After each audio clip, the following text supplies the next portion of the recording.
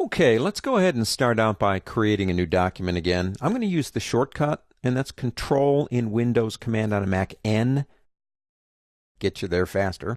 And I am going to use my tried and true web standard 960 by 560. And again, you could use anything you want, doesn't matter, we're just playing around. Pick up your star tool right here and draw me a star.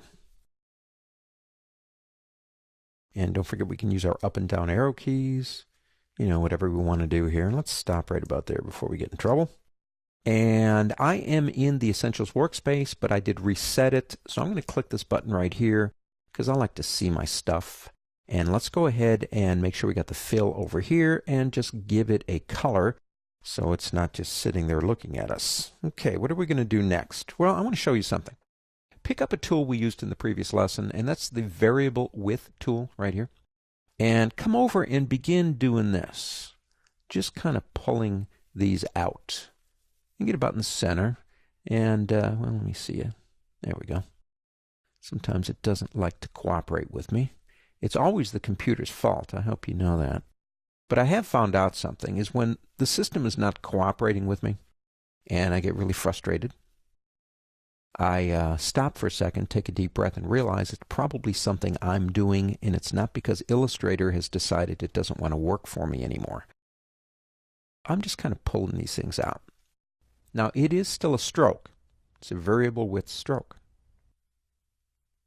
So it's still confined to being used, well, as a stroke. Let's say, for the sake of argument, that we don't want it as a stroke. We want it as an object that we can fill. How would we go about that? Well, number one, let's go ahead and pick up our selection tool and select it. Now, go up to the word object on the pull-down menu. You have something called expand appearance. Now, what that would do is simply to separate the fill from the stroke, but the stroke would still be a stroke. If we go down to the word path and go to outline stroke, it actually creates it now as a fill. It is no longer a stroke. So let's do this.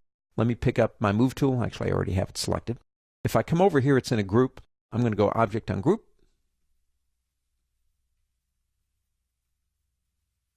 And there's the original, and here is this. Now, just to prove a point, if I come over here and select it,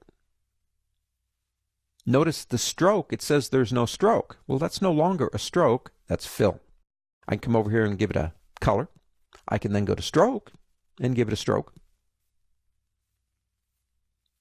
And you've got a completely different object based on working with variable width on the stroke and then converting it.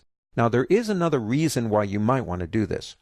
Earlier versions of Adobe Illustrator did not have the ability to do a variable width stroke. So we haven't gotten to saving yet, but let's say you are saving this for somebody, and I know people that are using all kinds of versions of Illustrator going back like 100 years.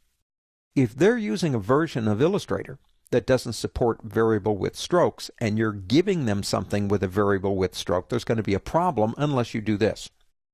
Because right now it's just objects and fills and strokes. That's all it is. So we can convert strokes, once we have played around with them, into their very own objects.